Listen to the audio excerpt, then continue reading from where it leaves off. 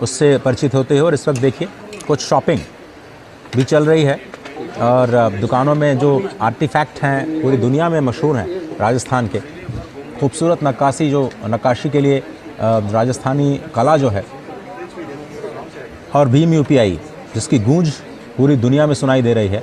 Digital public infrastructure का एक नया मॉडल जो भारत ने पूरी दुनिया को दिया। 2 मॉडल इस वक्त काम कर रहे हैं पूरी दुनिया में। एक मॉडल जिसमें प्राइवेट सेक्टर की कंपनीज़ कोई सलूशन देती हैं, और दूसरा मॉडल भारत ने दिया कि आप पब्लिक सेक्टर की तरफ से एक डिजिटल प्लेटफॉर्म या इस प्लेटफॉर्म को बनाएं और उसके बाद उस प्लेटफॉर्म को सभी लोग इस्तेमाल करें।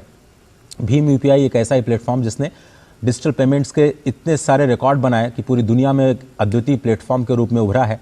और आप देख रहे हैं कुछ तस्वीरें हवा महल के बाद लोकल शॉपिंग सेंटर्स में जाते हुए भीम यूपीआई के ज़रिए कैसे लोग पेमेंट्स रिसीव करते हैं, इसके बारे में जानकारी देते हुए। और ये भीम यूपीआई कैसे भारत के बैंकिंग सेक्टर को एक धागे में जोड़ करके आपसी लेन देन को कैसे आसान बनाया है, उसकी एक तस्वीर आपको इस वक्त दिखाई दे रही है। बिल्कुल, तो डिजिटल पब्लिक इंफ्रास्ट्रक्चर भारत की एक और उपलब्धि, और इसका आप देख सकते हैं यहाँ पे यूपीआई के ज़रिए, और न सिर्फ फ्रांस बल्कि बहुत सारे देशों के साथ ये हमने किया है कि वहाँ भी अब डिजिटली यूपीआई के ज़रिए आप पेमेंट कर सकते हैं। तो ये भी एक आर्थिक तरक्की के तौर पर देखा जा सकता है।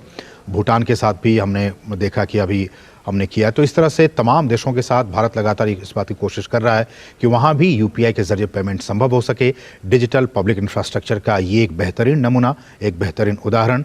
और मुझे लगता है कि जब ये आर्टिफैक्ट को देख रहे हैं इस वक्त मेहमान राष्ट्रपति, शायद वो यूपीआई के ज़रिए अगर वो, मुझे लगता है कि शायद पेमेंट करें।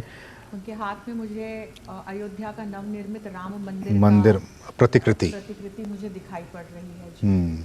और भीम यूपीआई के बारे में प्रधानमंत्री मेहमान राष्ट्रपति को बताते हुए भारत की ये समृद्ध विरासत, सांस्कृतिक विरासत, और उससे आगे बढ़ते हुए जिस एक ज़रिए से, जिस एक धागे से अभी पूरे भारत के लोग जुड़े हुए हैं, खासकर डिजिटली। हम जानते हैं कि लगातार बीते वर्षों के मुकाबले अभी कुछ डेटा आए थे, अजय बेहतर बता पाएंगे, कि कई गुना वृद्धि हुई है बीते वर्षों के मुकाबले इस साल 2023 में, और 2023 के आखिर तक में कि करोड़ों की तादाद में ट्रांजैक्शंस हुए हैं अब भी यूपीआई के जरिए। 10 बिलियन का ट्रांजैक्शन हम हर महीने कर रहे हैं, और ये रिकॉर्ड बनाया है हमने। और सिंगापुर के साथ हमने करार कर लिया है, कई सारे देशों के साथ और भी बातें चल रही हैं जिसमें हम यूपीआई को और ज़्यादा कनेक्ट करने की कोशिश कर रहे हैं। लेकिन इन तस्वीरों में आपको 3 चीज़ें स्पष्ट तौर पर दिखाई देती हैं। एक तो राजस्थान का आर्टिफैक्ट, वहाँ के जो छोटे छोटे एमएसएमई सेक्टर है वो किस तरह से अपने लाखों लोगों को रोजगार देता है। अब एक मंदिर की आप छोटी सी एक प्रतिकृति ही लीजिए जिसका